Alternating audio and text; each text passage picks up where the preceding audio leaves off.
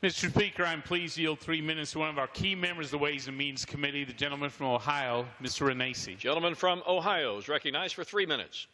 Thank you, Mr. Speaker. I rise today in support of H.R. 1, the Tax Cuts and Jobs Act. First of all, I want to thank President Trump for making this a priority, but I especially want to thank Chairman Brady for his tireless efforts and leadership in bringing this legislation to the floor today.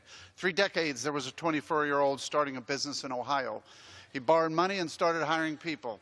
As he grew his business, he didn't take a paycheck and kept hiring hardworking middle-class Americans. But then, as he started looking over things, he couldn't hire any more because of a tremendous tax bill owed to the federal government. That's what small business entrepreneurs face in today's tax environment. That 24-year-old was me. Luckily, I was a certified public accountant. I was able to figure out a way to make my business work and grow without our suffocating tax code, or through our suffocating tax code. Unfortunately, most small business owners do not experience the tax code complexities until they get started. They have an idea, they start their business, and then the government steps in, and they're not CPAs. And my 3 children were to ask me today if they should risk and start a business. I would be hesitant to push them down that path, which is why I support H.R. 1, which lowers the tax rate for businesses and gives hardworking taxpayers a break.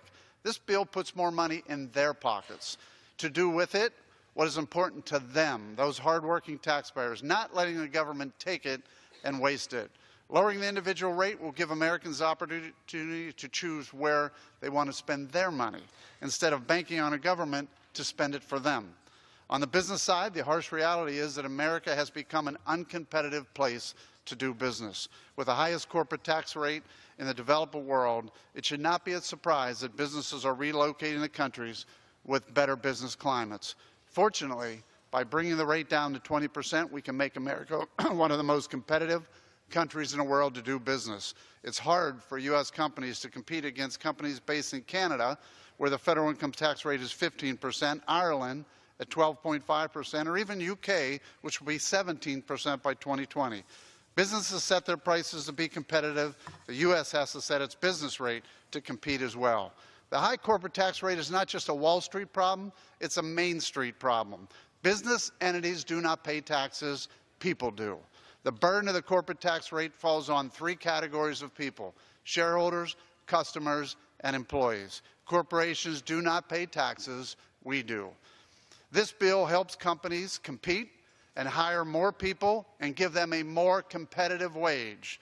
This bill gives individuals more money to spend on what they want, not what the government wants. This bill simplifies the tax code for hardworking Americans.